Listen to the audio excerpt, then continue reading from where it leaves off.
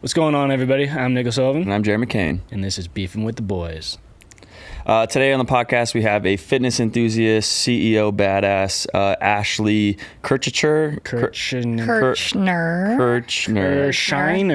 Come on. Something with an A and a K. Yeah, it's true. What do you want to come on here for? I don't know. Roast me. Whatever you want. Damn, she's good. We tried to make it awkward, and she saw right through that. So just like every week, we're going to start the podcast with a fun fact. Take it around the table. Guests are always first. Okay. So let's hear it. I think I got a good one. Let's see if this is surprising or not. So my first deer I killed was it was like a 10-point buck. I'm at my grandpa's house. Country as. I'm from a 3,000 person town, so I'm a redneck. She was way too excited when she said that. I love it. 10-point buck, and she was like, "Yeah, this is gonna." I waited years I was not gonna kill a doe. There's no point. I was like, I want a good buck, a trophy buck. So I kill this deer, and first I think I shoot it in the eye because it's like eyes all messed up. It's not. So anyway, I don't know how to field dress a deer because I hadn't done it. So my uncle and his friend show up.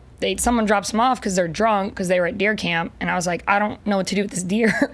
So they're cutting into it and he takes the heart out and he says, your first deer, you have to take a bite and eat it. How old were you when you did this? 18, 19. Okay. And I was like, what? And he said, you're not allowed to leave until you eat this heart.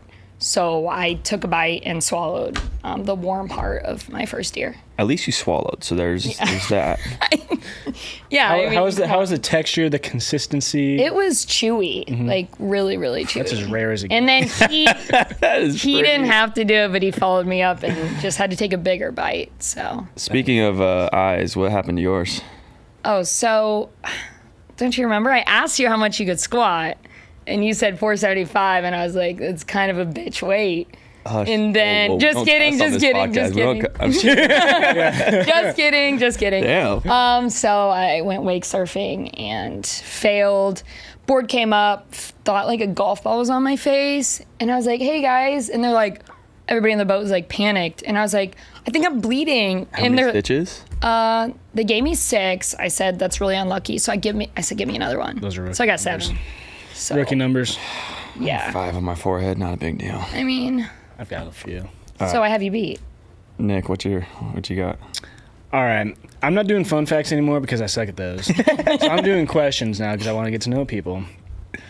Are you guys musically talented? Did you ever play an instrument? I sang in church when I was a kid because my grandmother played the piano. I took piano Fun lessons. fact. Did you sing well? I mean, if you're like 7, how do you sing poorly, right? Like everyone's gonna think you sound amazing. Touche. I sound great in the shower, Yeah. but I think if you turn down the music and actually hear the vocals, it's not gonna be great. Okay. So my question is, if you were musically talented, what instrument would you play? Well, I used to take piano lessons, so I used to know piano. So I'd like to get back into the piano again. I would say guitar, just because like that's the coolest party trick. No, it's like yes, it is. Everybody Like, plays I will guitar. die on this hill. Hell no. what's yours? Fiddle. Okay, no one carries a fiddle around. How many times? Exactly. How many times have you been on like a I've barbecue had and a someone's like, dream. "Oh, I have this like acoustic guitar," and someone just starts ripping Zach Bryan? I've had a dream about this ever since I watched The Alamo. And Davy Crockett shut up everybody just by playing his fiddle when they were doing their little battle drums and like, oh yeah, fuck you guys. Fun fact: every time we go to a concert, typically it's more of like a folk concert that Nick and I go to, and a fiddle comes out. I mean, Nick just has a smile ear to ear. Dude, the best. And Like so, he won't record a single thing all night. Guy rips out there in a fiddle. He's like, "Ooh." Davy Crockett shutting up Santa and his army. And then I had a dream one night, maybe not one night, but this is my dream. I walk into a house party. I walk into the back. There's somebody on the piano, I'm like, that's cool. It's kind of downer, we're just mellow, chilling. Yeah. You go out into the backyard. Jeremy's sitting by the fire playing his guitar. So I go, okay, John Mayer, that's cool. Like, how original. Me, I pull out my fiddle. Where are you stashing where are you a fiddle? putting the fiddle at? It's strapped to my back. Like Davy Crockett. Yeah. Yeah, I'm telling a story here. Okay. So, I walk into the kitchen. I unstrap my fiddle. I stand on the counter, and I start banging a tune. Beers start flying. party erupts. And that's legendary. your dream? It's my dream. Interesting. So I got a quote just like last week. It's something that I tell everybody I coach one-on-one, or even people I'm helping with business, and I'll kind of like transition to obviously helping, or why Ashley's here. But it goes like this: when we know what we want to do, choosing when to do it is oftentimes the hardest. Oh my goodness. That's a good one. Right? That like applies that to a one. lot. It applies to a lot. It could apply to fitness, it could apply to business, it could apply to friendships, relationships, whatever it may be. But it's just the idea that oftentimes people kind of know what they want to do already and know, where they want their life to head, but it's making the decision to do it actually is like what makes it really difficult. Taking the initiative. Just taking the initiative, making the uncomfortable steps. Yeah. Like, I think, we're going to get into it, but Ashley's an entrepreneur herself. And obviously Nick and I have Performance Driven Life going. And, there's a lot of steps that we get into with business that are really uncomfortable. It happened a lot when I was in the military. You would do things that were really uncomfortable, or, if you want to do a career path or investing, like when I started the investment company, it was just like a lot of things were like stepping into a dark abyss. But I knew I wanted to do it. And I think that's oftentimes a lot with business, and especially with fitness. People are like, oh, I'm overweight. Like, I have this theory that no one's happy being overweight. I completely agree. Like, agree. You can't tell me that, like, No. you are thrilled that you struggle to walk up and down stairs, like little things like that. It's so you want to lose weight. It's like when to make the decision to do it and stick to it. It's the hardest part. So, yeah, that's my one of the week. So transitioning over to you, Ashley, kind of what, we don't have to get super in depth on every business, because we talked about my stuff a couple episodes ago, and, obviously multi-diverse, that's something that stuck out to me. But more so, like, what kind of got you started down the path of wanting to do that and not maybe more of the traditional route? I obviously know you personally, no college, right? Or am I wrong on that? Just like 2-year community college was like $5,000. Okay. Like nothing. Yeah. Did you get like an associate's or anything? Yeah. Okay. Didn't really learn anything other than I did pay extra to take a charcoal class because I'm an artist, like at heart. Yeah. So I learned like some skills in that, and that was actually the coolest thing. That was the greatest skill. Yeah. She's got some good pieces. Yeah. And so obviously not the traditional route, right? Of a Yeah. 4-year college and then thrown into something. So what kind of started internally for you of like, hey, maybe this is something I want to do with my life versus So I've always kind of been like in charge, and like even in school, like there's group things. I'm like, I'm going to run this, like, cause I like to win. So I don't want to put it in anybody else's bucket to like win. I'm also like 3rd gen entrepreneur. Like grandpa did trucking, dad did warehouse building and staffing. So my dad was like, listen, you got 2 options. You go to university or you start a company. So actually I credit this to, I guess, my 2-year college. There was an entrepreneurship like paper I had to write. And I actually wrote about my printing company. And that's how I created the printing company. I won this paper. I won this little competition. And like I said, I'm an artist, but it's like you can't make money hand drawing nowadays. So it was like graphics. Yeah. So that's kind of how I got into that. And then like locally, so my local print shop, whatever, I was like, I'll never get as large as I want locally. So I got to go online. Yeah. So then I just expanded into e-commerce and then another e-commerce. And my thing is though, like I'm kind of a like serial entrepreneur. Like I just have way too many ideas. Yeah, it's really funny, the term serial entrepreneur, because I feel like over the last couple of years, it's something, I think Nick and I talked about it, like it's really hard when people ask me, I mentioned on my podcast where it was like, how do you not sound like a douchebag? Oh, wait, like, do you remember when we met?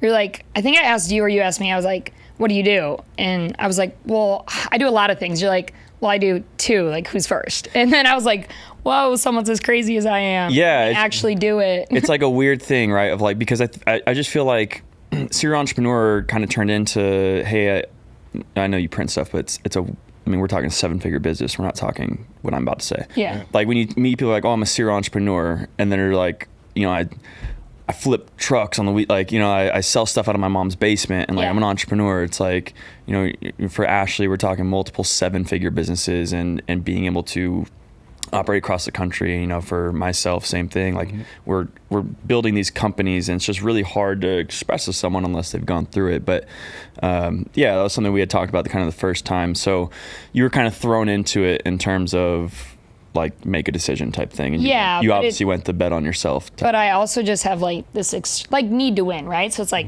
high school sports over. What do you win in next? Business. Like I got to win in something. Yeah. And so kind of based off the quote I said, was there a moment for you that it was like you knew you wanted to do it, that like you made the decision? Like, did you fail a class in GC and you're just like, oh, I can't do it? No, I knew. I knew from the moment I was in high school, like I was gonna create something. Like I was always gonna create something, and not work. I wouldn't work well for someone else probably. So, I have a really cool story about this. I just thought about this. My first business, technically, was when I was in 6th grade. So, I used to mow lawns growing up, and my dad paid me $20 a week for chores. And I thought about it, and I was like, well, shit, what if I just like mowed the neighbor's yard and like charged them $5?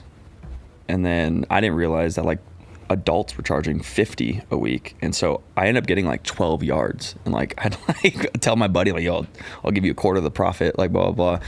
And then it got to a point, I was like, my mom had me writing receipts to people, like it was crazy. I think that's kind of what like launched me along the way, or at least have the understanding of it. And then I just quit because I couldn't keep up. I used to milk cows for $6 an hour. Like literally milk cow. Nice. Wow. Like pulling teeth. life skill. Like that was, and that's how I learned. I mean, like, I wasn't making any money doing that, but like I learned like hard work and like. And so when did you kind of, obviously we're a fitness brand and fitness company. Yeah. For this, it's like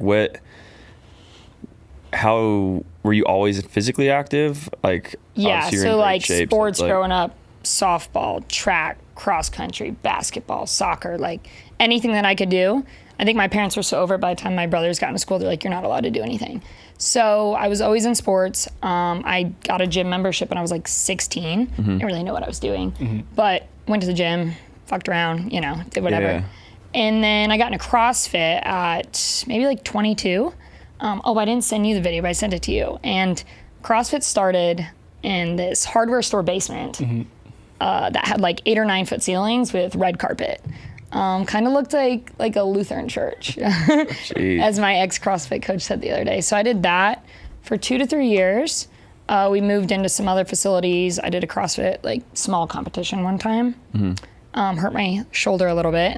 I feel like that's the normal CrossFit story, maybe. Checks out. That's where I learned how to start counting macros, right? Because like when I was in high school, wouldn't gain a pound. Got out of high school, started gaining weight. Like metabolism just shot down. Guys aren't as used to that all the time. So then I learned how to count macros from my coach, but then I went extreme, and it was like way too hardcore. Like I found this like girl on Instagram doing this like competition, win $5,000, and I was like, oh, let's do it. Some David Goggins type shit. And it's like it was supposed to last like 2 months, and I was like, I'm gonna go 9 months. And looking back now, I looked at a photo the other day. I was like, I looked disgusting. And how much did you weigh then? Like 108 pounds. Okay. I'm 130 right now. Okay. But like a healthy 130, because then winter came, and I went up to 138 because I was like, oh, I can just eat normal again. Yeah. No. So then I was like a little fatty for like 2 years. How fast did you put that back on? Also, for Within, reference, like, 2 or she's 3 5'2". Yeah. Which says a little fatty, weighing 140, 138. Just so no one gets upset. Yeah. I was thick. I was like thick for my height, and I didn't have a bunch of Poofy. muscle on me. It was, Nick was poofy when he was Poofy? Yeah. when he was drinking, and I was just a little fluffy, extra fluffy. Your winter coat. That took like 2-3 months, and I gained all that weight. And when was this?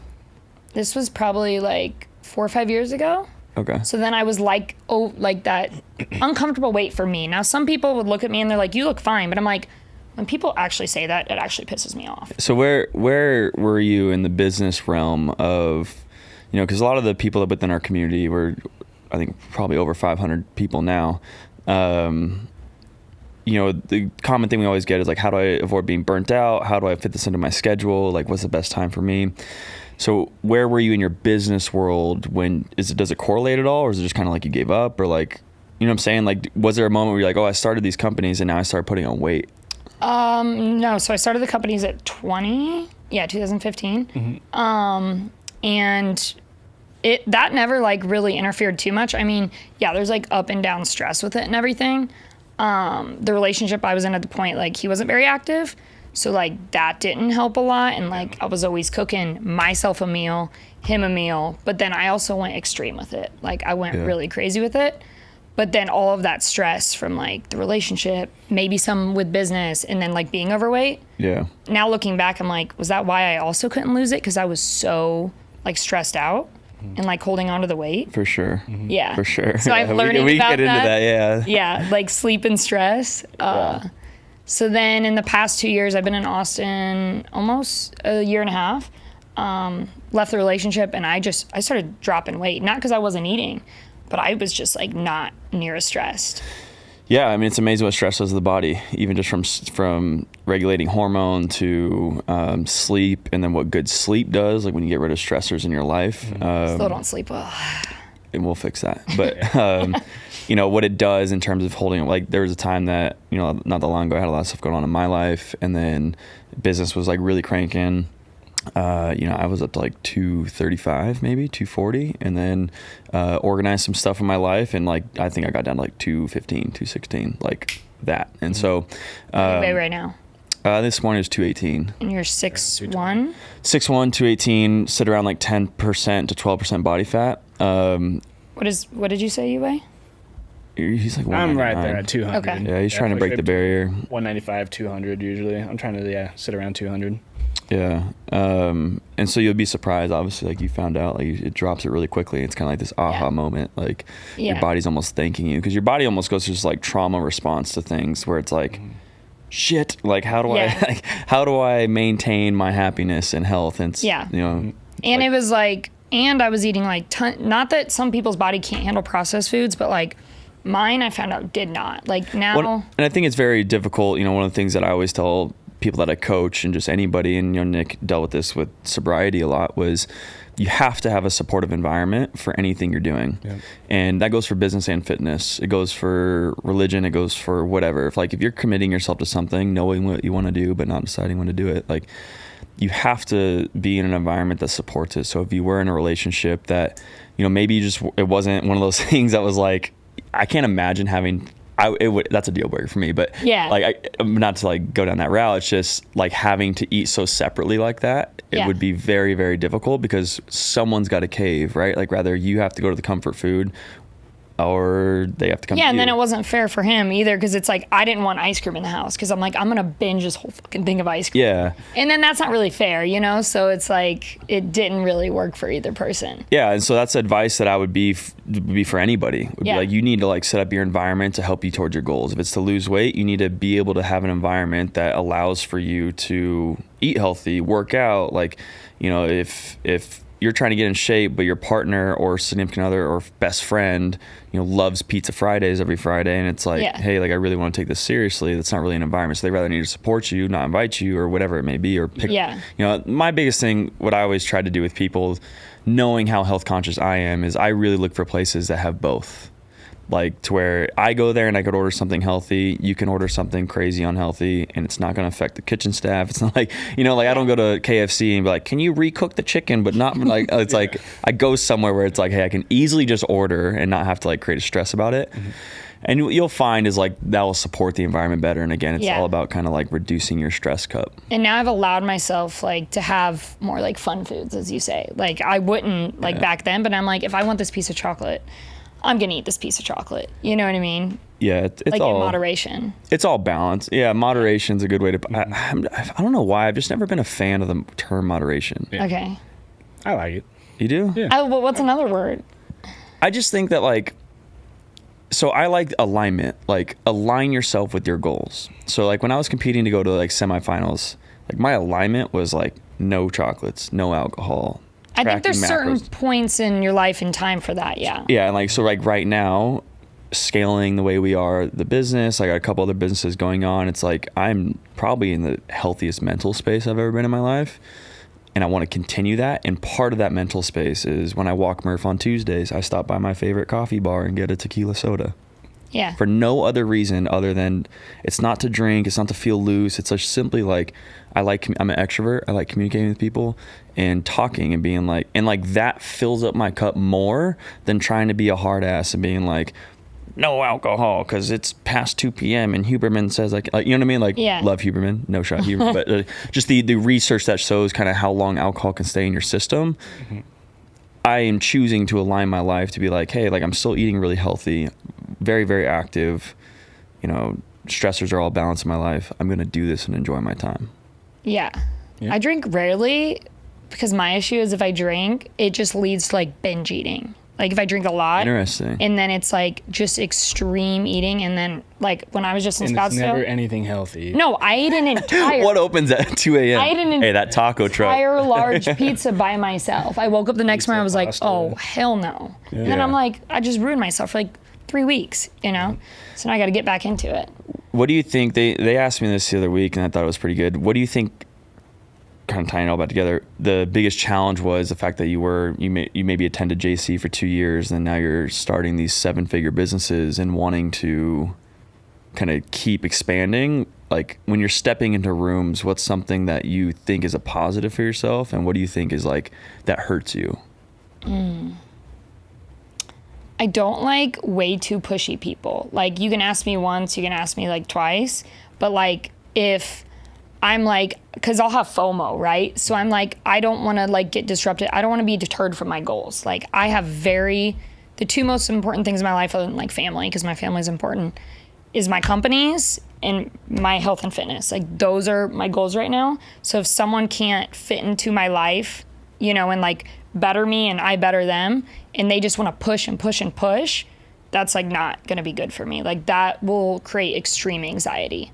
Like if I say no once or twice, do not ask me again. Mm-hmm. I like to be pushed, but like in the right way. Yeah. You know, I don't know if that makes sense or not. But what about like business specifically? Like what struggles? Like, do you think that since maybe you only went to like JC, you might have had it might have been harder to get your businesses started and make all those connections? So like for me, it was like in the investment company, I step into these rooms sometimes and I'm asking for millions of dollars for these guys to invest into different funds. Initially, when I had nothing to my track record, they would look at me and be like, no. And to where then I got some experience under my belt, was able to talk the talk, was able to show kind of past projects I did, to where now we kind of do it on our own. But it's also one of those, like, I know a list of 5 or 6 people that would trust me if I called them and be like, hey, great opportunity coming up if you want to do it. Mm-hmm. So that's kind of where more so I'm at, where it's like, because, you know, it's a societal norm that not necessarily is right, but it is a norm. Like even to this day, as we're going, if someone comes and were to ask for an internship or a job, you're always like, what's your skills? Yeah. Where'd you learn them? And for me, if it's, I just learned it on my own, I'm going to need to see like a profile of work before kind of committing versus someone's like, I went to MIT and studied film and like have all these, it's like, oh shit, like you're the real deal. Even though like that might not even be true. Like Nick is sick with a camera and he went to school for economics or finance. I think I can out market like after like 10 years in marketing, because like that's my niche is creation. Like I think I could do better than most people that have gone to school. Mine's a little different. Mine's more of like a physical thing, right? Mm-hmm. Yeah. So I walk in without makeup. I look like I'm 25. I'm 29. Sometimes I get younger. And then I just look like this basic blonde bimbo. And I mean, I'll say it like I do. And like I'll get on camera sometimes in a Zoom call or like a meeting or like walk in and they're like, you know, what is this girl gonna fucking say? Mm-hmm. But then I start like speaking and they're like, oh, she's like actually like pretty intelligent. Yeah. I don't know. I think I can like talk my way through most things. I haven't hit like a business where I have to have any special like credentials or anything. Bootstrapped. I take my own money, invest it into the companies. I used to like play around in the stock. My dad's like, no, invest in yourself. So now like I sold my house at home and I paid off the line of credit and now I'm paying myself that 9% back over a year versus paying the bank. So I'm like, learn how to use debt, people. Yeah. It'll benefit you in the long run. So I haven't like came to that where I need like special college, or I've thought about that though. I'm like, if all fails, I was like, I have no college degree. And I work with my dad some too, and he's always like, you can out talk or smart. Yeah, I mean, there's going to be a point where your work of building companies like shows where you can work your way into something, right? Like in photography, I'm assuming it's like once you get a certain amount of depth of work, like But I'm not gonna let myself fail. It'll work out. Like, we'll see what happens. Yeah, I don't want to get into the spiral of is college worth it or not, but especially like in the creative world for like myself, I always kind of look for the out of the box. Like if you go to like school, it's kind of like all structured. They all kind of think the same, look for the same thing. It's all kind of very similar what they do. Yeah. Whereas the person who maybe didn't go to college, just grabbed a camera and just started shooting for passion and love, like they've got a creative eye. As long as they show initiative, they work hard. Yeah. I tend to lean towards those kind of people. I have a short story on that, actually. The girl that works for me now, she's a graphic designer. She was a year older than me in school, and it was like 2 years ago. She's like my favorite graphic designer I've ever had, and her name's Jolie. And she reached out on Facebook. She's like, I'm in the medical field. I hate it. Just something like this. And she's like, I'm going to go back to school. And I wondered when I was done or something like this, if there would be a spot or if I could intern. And what should I go to school for? I said, don't waste your fucking money. I said, go get Adobe Illustrator. I know you're good. I know you're a good person. I will hire you. Mm-hmm. And then I said, just learn it and I'll hire you. Yeah. And she's like literally one of my best designers I've ever had. So I'm not like, I mean, my cousin's in school, my stepbrother for like ortho, right? Yeah. But like creative, like you said, I think the person who just like goes for it is way more passionate and they're going to put out better work or get more done. Yeah, true. What is, now your companies are growing, we don't have to get super in depth there, but what's your fitness routine like now? Like, how do you balance work? And you said you're smaller at one point and then you kind of put on some weight. I'm assuming just from knowing you that you're probably in the middle ground somewhere of like, you're not obviously overweight, but you're not 100 But I'm not pounds. like where I want to be. Yeah. So like, what's that balance like now? What are you struggling with? Things like that. Well, when I moved to Austin, way different. So like in my warehouse at home, like I'd go in at 5:30 in the morning, work till like 5:30 at night, go to the gym at night, work more. Now I'm learning like, okay, I can actually work till like 12 or 1. I can go work out for an hour and a half, and then I can go back to work again. So I like to like brain break now, like middle of the day. Yeah. It's, again, I'm in about the fittest I've been like in the past year. Maybe last year I was a little bit thinner. I think it's just figuring out exactly, like I think I know 85% of what to do, but it's like, what's that last? More like 60 people. Okay, come on. Fine, whatever. I know 60% of what to do. And now it's like, what am I missing? That's like the last part to just get me where I want to be. Mm-hmm. So obviously when we started talking about doing this podcast, we worked out. Yeah. Just off the top of the head, what was something that you recognized from when you were working out with Nick and I, or when I was telling you what to do versus maybe what you were traditionally doing in your routine? So I think I've been overdoing it. Like, I'm like, oh, lower body, heavy, 4 days a week. And to me, heavy was like 4 sets of something, 10 reps of each, maybe five movements. Like, and what was it the other day? I was like, wait, that's it?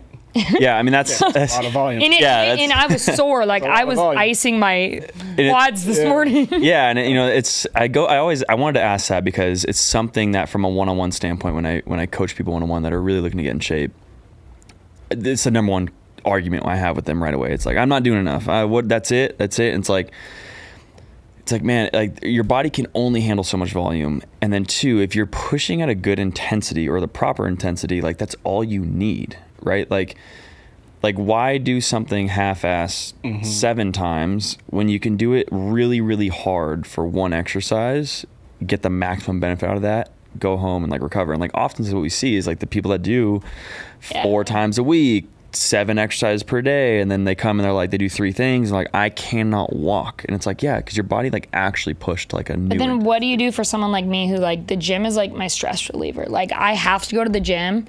So I hate to burst anyone's bubble out there. I'm gonna look in the camera. The gym as a stress reliever is bullshit. It's literally a stressor. Mm-hmm.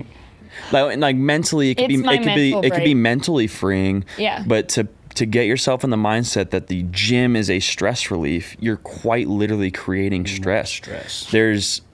I don't know it off the top of my head, but I've seen studies showing that like when you just walk into an environment like a gym, stress response and cortisol and adrenaline start to creep up, which is just like one of those, like, all right. I get happy when I walk in. I'm like, oof, like, yeah. This is happy. Like, so it's like, you know, when you have people like, oh, I'm doing active recovery, or I'm doing it to like relieve stress. Like, well, there's like also meditation. There's also like journaling. There's other things that like can go for a walk, you know, get some like feel good with the spirits, right? Like it's like, so, and not to say that like going to the gym is a bad thing if you're trying to like lower, like I get it. 'Cause you know, for me, it's a good thinking time, but it's a clear delineation between always wanting to do more because you feel like it's going to lose stress, but really you're putting your body through more stress. And then now your body has to recover from this mental fatigue and exhaustion. And also now the stressor you're putting on the body. Typically people don't have the protocols in place for that. I'm so high energy. I'm like, I have to go like get rid of energy or I'll just go nuts. Like, I mean, I do it with work and everything too, but it's like, I mean, I'm sure like 500 milligrams caffeine doesn't really help that. I max out at 400 actually. I listen to that. Yeah. And so, it was just interesting because you know, when I was telling you what to do that day, it was very, you got that. And it's just really funny because I can almost, when I coach people, I already know what they're going to say. Yeah. Right. It's like, well, I'm eating too many carbs. It's like, no, you're not. I'm not doing enough. Yes, you are. I also didn't believe I could do that weight till like someone was like, pick up those 50s. And I'm like, yeah. So for the reference, I had her do, I think it was like RDLs or something like that. And like, she picked up like 35 pounds and like did 10. And like immediately after dropping it was like, oh, wow, that was really hard. I'm like, if you're able to set down the weight and then immediately tell me in full clear sentences with no panting, no sweat coming from your face that like, that was hard, we have different definitions of hard. Yeah. And so I like upped the weight like 20, 30 pounds and she's like, yeah, it was bad. And this kind of ties into, you know, one of the questions we got from our community members. I guess I'll just ask to the table and kind of see what you think about it, because it ties into entrepreneurship, and then with you, Nick, as well, with being an athlete. Other than sucking it up and just working, how do you avoid getting through a workout slump or rut? So, you know, some days bottling through a mental rut or being excited to work out but not having the energy, like, and maybe times you're busy for business, or you being just fatigued and dealing with life stressors, like, how do you, instead of just saying like suck it, because I'm not a big fan of suck it up. I'm just not. I think there's plenty of other things, and I'll save my take to hear what you guys have to say, but how do you avoid the rut or the mental like breakthrough? Ooh. Now, before I moved to Austin, I used to just like go in that rut and not do anything. Okay. But to be honest, like real, in the year, I've been the happiest I've ever been in my life here. Like, it has changed my life like 180 living here. And I don't know if it's the weather or what it is, just everything, like doing what I want. I like now do what I want, right? Yeah. I have yet to pick a day where I've been in a rut. I sincerely mean that. Like, it takes more for me not to go for a walk, not to go for a run, not to go to the gym and like hold back from going twice. 'Cause like, I am just that obsessed with it. Yeah. I don't know. Yeah. I've got a couple of things. So one is either modifying intensity. So if it's something like I'm training for a competition, I don't want to do it, but I need to get it done. If I'm just super out of it, got other life stressors going on, I'll just modify intensity. So I'll get the work done, maybe just at a little bit lower intensity, but I'll get the work done and feel really good about myself for going in, pushing through. Another thing I'll do is I'll just say F it and go do something else that I like outdoors. And so that might be going for a mountain bike ride. That might be going for a walk. That might be, you know, just doing anything else that gets like a little bit of exercise, gets the heart rate up. But something that I enjoy to do. And then another thing that I've done is I train alone like 99% of the time. And it's really hard mentally to continuously like push yourself and push your limits when you're training by yourself in an empty gym. Yeah, dude. Just you, especially in like I hardcore CrossFit gyms, because it's like, I don't know, 110 degrees. Yeah. And like my hometown gym's like 70-year-old men. And it's like the size of this room. So like, I didn't do shit. That's why I think I really picked it up when I came here. So I'm like, damn, these people are fit. I was like, I gotta like, people are watching. Here or Collective or where? Well, I started at Lifetime, but I'm coming to Collective now. So. Yeah, Collective gang. I mean, this place is sick. So. But yeah, it's like, it's really hard to gauge where you're at because you can't you can kind of tell, like, obviously, like, you're progressing and stuff, but it's like you can't compete against somebody. You always compete against yourself, and it just gets draining. And so finding a training partner and training with somebody else, whether it's hopping into a class, recruiting a buddy, that really just gets you amped up to get those juices flowing. So it's like the 3 things that I like to do if I ever get into a slump, or just kind of like take a week off and just do some fun outdoor activities. You won't lose it in a week, but yeah, definitely won't. I think the 2 that I always like default to is one, just doing something. Like, you know, a lot of times for me, it's rather, okay, I'm gonna walk my dog, and then like getting out there, and like oftentimes, you know, once you get sweaty, you get moving, it's like, cool, all of a sudden maybe you feel a little better. So like a really good one for me is there's a little 3-mile loop or whatever. I'll take Murph on like a walk or run, and then at the end of it, kind of by the park across the river, is like a pull-up set, push-up set, and it's like, cool, I'll just do that, come back, get a little pump, feel good, and like I did something. The second thing is what Nick alluded to, just because that's what I preach the most, is modifying intensity. I think oftentimes people get too wrapped up on weight, right? Like, oh, I didn't hit this weight that I hit last week, or oh, normally I do this amount of weight for this many reps and I didn't hit that. It's like, yes, it's important to like keep track of weights, but you know, let's say you're normally squatting 135 and you go in and your body's like not feeling it, your body will appreciate still squatting and doing 95 pounds. That's what I love about like programming. It's a self-regulation. It's build to a heavy, build to a tough, like build to like whatever your body is feeling for the day. And sometimes that's PR, sometimes it's not. Sometimes it's a little bit less than 90%, but the self-regulation is what I really enjoy about the programming. Yeah, and that, you know, Christian kind of asked the same thing based off that question, was like how something he's learned is like how important actual rest is in recovering. I know you and I started talking about this with stress versus just beating yourself into the pavement, right? And, you know, one of my mentors early on in the fitness world told me, we're not out here trying to win the suffering Olympics. Like, we're here to get better, and we're here to get in shape. Like, you don't get a prize for being David. But sometimes you feel like you have to suffer like to get to that point. Better, you know, like it's that's like there's the mental like. So there's a fine line, right? Like, if all systems check as a go, and you should be training hard, and you walk away from your sets being like, oh, that was super heavy. No. But if you can like visually see it on your face, like you're just not in it, then there's no point in just throwing yourself into the grave and like digging down deeper. And so, you know, Christian hears my lectures all the time, and it's like, dude, you have to rest to get better.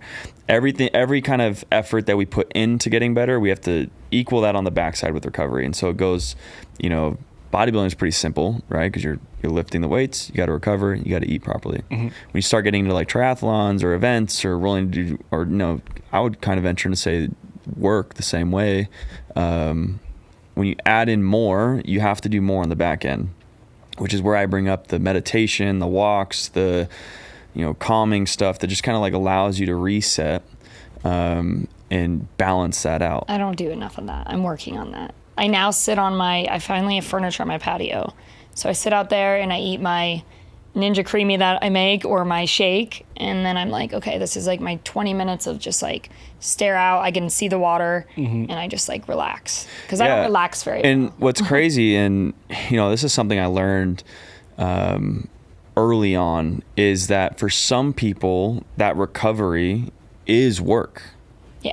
Right? So like for people like us that are kind of built for working or like being on our own and being an entrepreneur, the work is fun. Like I get energy from doing work and new tasks. It's like a game to me, right? Learning to relax is super fucking hard. Yeah. And that goes for anybody out there. Like that is something that like everyone has to deal with. Some people, it's the opposite. They're not really tough and battled and all that. And so them going into the gym is like a huge deal, and that's a win. You know, taking on a challenging task at work or whatever it may be is a huge fucking deal. But they can sit there and binge watch TV all day long. Yeah. Right, wrong, and different. It's just like that portion of recovery for them is really easy. And so being self-aware and understanding that like, hey, I run multiple businesses and 7 figures and dealing with people, blah, blah, blah. It's like, okay, well, you need to then work super hard on relaxing and understand that that is work. Working out is not work. Yeah. Work is not work, right? It's fun. Like how you view work is how someone else might view yoga. Oh yeah, like I literally do work 7 days a week, but it's because like my work is creating, and I love building things, and I love creating things, and like the idea of like, I don't know, just more and more and more, like that's fun to me. Some people think it's toxic, but I'm like, this is fun. Like, so it's not always work. Yeah, I mean, that's something that I still struggle with to this day, relaxing, especially, owning, like having, my media business, doing our training business. Like when I feel like I'm relaxing, the anxiety kicks in because I need to be doing something else. 100% so bad. I'm not doing enough. I should be doing X, Y, and Z right now. And it gets overwhelming because before obviously like owning business, I was working in addiction recovery. Like I had the jobs where, you clock in for a set amount of time, you do said work, you clock out, and then you don't have to worry most of the time about work. Like, and so it's like, it's okay to relax then. But now that there is no clock in, clock out, it's all on my time. Like, I feel like I need to be more disciplined and I need to be working all the time. What do you feel like has been the best to help you relax or to not be like that? Trying to structure, because like I said, like I thrive in like structure. And so, but it's very hard for me to like get structured like for myself because my job is very project-based. It's project-based all over the place. I have to be very adaptable to timings, locations, and all of that. But most of the time, 90% of the time, like I can structure out my day. So it's like wake up, I'll work from like 6:30, 7:30 till around like 9:30, 10 o'clock, and then breakfast, gym, get back from the gym, eat lunch. It's just kind of like establishing a routine. Establishing a routine. A routine is like, yes. Routine is everything. I'm a routine whore. Like I have to have a routine. Yeah. But has there been like a specific task that you do that like helps you relax? Specific task? Not really. I mean, I enjoyed. Do you relax when you run? Aren't you a runner? Yeah. I mean, I've enjoyed getting out and like walking, living in Southern California, like just going out. Ooh, my e-bike. Dude, you know what's You're funny? waiting for that. God dang it. I don't know what an e-bike is. So Nick has this like e-bike. What is it? It's like a bike that like, let's say you're pedaling, it like helps you pedal faster. I got that thumb throttle. Okay. It's just essentially like a hybrid bike. Like you can kind of pedal. You can. Are they here in Austin? Have you seen them? They're not as popular. They're here, but you go to like Southern California where the beach boardwalk, like everyone's got them. Everybody and their mom has. They got like the fat tires on them. Yeah. Okay. And Nick for a long time, just with some stuff, he just wasn't doing it. And then every once in a while, I'd see him like riding his bike like that, and be like, Nick's doing it. Getting out. So like either like going for a walk, maybe going for a run. I just like getting outside. And does photography do that to you? Yes, photography does that to me. I feel like I wasn't like where I was at is not like an optimal location. I mean, I would enjoy waking up, walking across the street to the beach, taking some photos of surfers, coming back, editing it for like shits and giggles. That made me happy. But yeah, when I got that e-bike, it was like freedom. I would just put like I could go 10 miles in 10 minutes. Exactly. So I would just take that down the boardwalk. Like I could go forever and just go down to the wedge, jump in the water, cruise back. I'm dry, and then get some more work done. I found out mine's drawing. I just, again, because I didn't draw for so long. That's right. So I just drew this portrait. Who did I draw? Oh, Captain Jack Sparrow. Yeah. And it took me like, but again, you said this too. Like once I start something, I 3 days straight for 16 hours that I didn't communicate. This is all I did. Yeah. So I sat on my floor and this is what I did. But because I think I'm so like focused on that, I felt like I was able to like just breathe and like relax. Mm-hmm. Yeah, I think, that's pretty much what that is. Yeah. And, that's when we talk about like, doing something that's relaxing. It's like that could be it. Whereas for me, but I feel like I should be working during that time, but I had to allow myself not to. Like when I was editing your photos, I probably should have been doing like 3 other things, but I spent literally 24 hours. The Europe Jeremy's Europe photos. I heard because about that, it was so exciting for me, and I love doing that. It made me so happy. Oh, that's good. Yeah. So, I mean, one thing I would say that I've learned is creating that happiness is actually what's going to help you like then when you get back into your mode, like go harder. And like oftentimes what I see is, you know, people that have cluttered brain, or they can't kind of accurately depict their thoughts, or they're just kind of in a rut, or just they kind of hectic and maniac almost. It's because they're not thinking clearly, and sometimes a break will help them think clearly. I think little trips, like for me, like getting out and like doing a little trip, especially as a creative, like I come up with so many ideas when I'm out of town. This is bad. We know. What do you mean? For those of you kind of listening, we're in the process of building a really cool thing, and you know, as we're getting towards the end of this episode, like we're going to be doing this shredding for the wedding. It's going to be a collab between one of Ashley's businesses. Shit. It's out there now. It's out there. Right. Don't try to steal it. Trademark's already in process, so not happening. You know, one of Ashley's things is she sells bridal gifts and whatnot, and you know, obviously we have the best training in the world. So I've wanted to do this for a few years too, and I just don't have the time or the knowledge. And then I came across you two. I was like, yeah. And so what we're going to do is we're going to generate a program for future brides, or I guess, how do you say that? Upcoming brides? Brides to be. Brides to be. And their grooms. And the grooms. Maybe they're and their bachelorettes. Maybe their bridesmaids want to jump in and they'll all do it together. If you guys want to look super sexy for your wedding coming up, we're going to have the plan for you. So, wait, that coming up, because I'm going to do some content with you guys. What do you think about people and their mini cuts? we're going to do another episode right after this, and we could talk about nutrition, because I can roll on that. So one thing you'll learn about me is, and everyone in our community knows this, if you get me down the right rabbit hole, just listen, because it's going to be like an hour and a half. Okay. So I don't want, so tell me. Remember Teach that. me. Remember the cutting thing, and we'll talk about it here in a couple minutes. But I don't know how we got on this, but the thought process thing. So we sat down and I developed kind of like a phased approach thing, and we were kind of all on the same page. And it was like, then I got this part of the email that said part 329, which is my birthday, by the way. Prenatal, the milk something. Like so far down. I was waiting Business for your plan guys' step reply. 1, 2, 3, clear, concise, action, go. Oh, by the way, we need to do this. It's like, what? I was like, when we met the other day, said you're like, we're not talking about like 5 years. We're talking about right now. Yeah. Like, Yes. but my brain's like, I don't know. I can't help it. it. And so to end that kind of portion, and as we wrap up, like one of the things that I always say that helped me the most is the number one, creating non-negotiables. Like a non-negotiable for me in my life, like one of them, I have plenty, especially when it comes to people, but in business is like having a task to do, and then when that task is done, understanding that like it's okay to go another day, right? Like, I think something that like really kind of threw me for a loop, where I was working like 18 hours a day, it felt like. It was all like I would finish something and be like, cool, right into the next thing, like cool, right into the next thing, and it just kind of felt like I was drowning myself, and to where it was like, what I learned was like, hey, I would create these non-negotiables, like, here's what I'm doing today, like, period. And it kind of created as if I was an employee, like clocking in. And it was like, obviously there's going to be stuff that like comes up, like PDL, or, the warehouse, for example, today, like stuff went all crazy. But you'll react as it is, but, creating non-negotiables, that was one. Two was disassociating tasks from thought.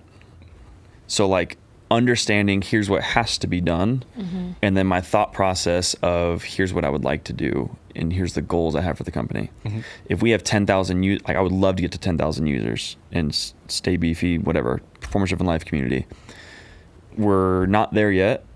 What do I need to do to push us to the next level? / understand that my thoughtful process of being at 10K is just not in the next 3 months.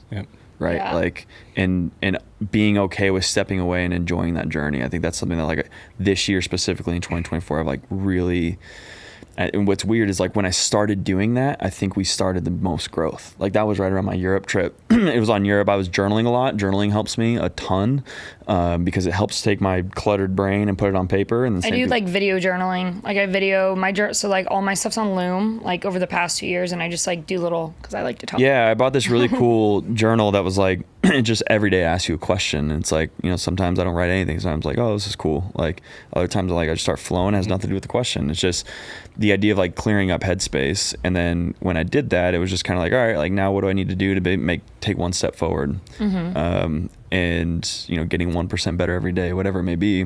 and we've had like the most growth ever. It's like all these other businesses that I have going on. And so those are the two ones for me, like creating non-negotiables for myself and then disassociating thought with task. Me and you had a pretty good conversation in the kitchen yesterday, and I can't remember this saying that you told me, what you learned in the military, about prioritizing tasks. Do you remember what I'm talking about? Oh, yeah. So something that resonated. Yeah, so God, I'm bad. man, I might have to say this for the next episode because I blank on it. But like not our objective essentially is what it is, right? Like we would go through things in the military where we would see like fucked up shit happening, but like our objective was to do this and not the other thing. And you know, that could apply for anything. Like I allude when I was talking with him, it was like, hey, there's times I've been out with like girls in my past where it's like someone says something to her or something like that, and it's like, hey, we're here for dinner. We can stress and like do all this or just blow them off because it's not going to mess up our dinner, right? And it's like same thing with business. It's like the task is to do, you know, set up the landing page, set up this, and that, and the third. And it's like, while this is a critical thing and important, it's not our mission right now. And so keeping the main thing, that's kind of how everyone usually words it. In the military, we say like, that's not our that's not our objective. Like, I'm trying to get better at that. But I'm very, like, I'm a very self-aware person, and I'm always trying to get better. So I'm like, I know that that's my issue. So like, I'm very much so like trying to little by little like work on that. Because it does cause more chaos in my brain. And it's already fucking chaos up there. Yeah. Well, cool. I think we'll wrap it up here. Thanks for listening, everybody. Ashley, thanks for joining us. If anybody has any suggestions on how to not scar the moneymaker, that would be phenomenal. You gotta wear that with pride. You gotta wear that with pride. We just gotta. I mean, it looks cool right now, but I'm like, you know, for longevity. Yeah. Cool. Do you want to end it? Do you want me to end it? Ashley, you're supposed to end it. Yeah, Ashley. Where can they find you? Where can they find you? I guess find you? Quick, like little 30-second rundown of the. Do not judge the handle at crazy, but spelled CRAZEE _Ash ASH, and like all my stuff's linked there. Yeah, you'll find her link stuff there. Some cool stuff coming from her. They're doing coolers. They're doing trucks. They're doing boats. You know, they're doing. You're getting married. Yeah. Whatever it is, she's got you. Find her on Instagram. Find her on socials, and then be on the lookout if you're one of our performance driven life females, or you got friends that are getting married. Be on the lookout for Shredding for the Wedding. Because we're gonna shred you. Yep. Like, subscribe, rate us 5 stars, share with some friends, and or you're dead to Jeremy. Or you're dead to me. And comment that this was your absolute favorite episode. Don't give her that credit. All right, we'll see y'all next week. All right, thank you guys. Bye.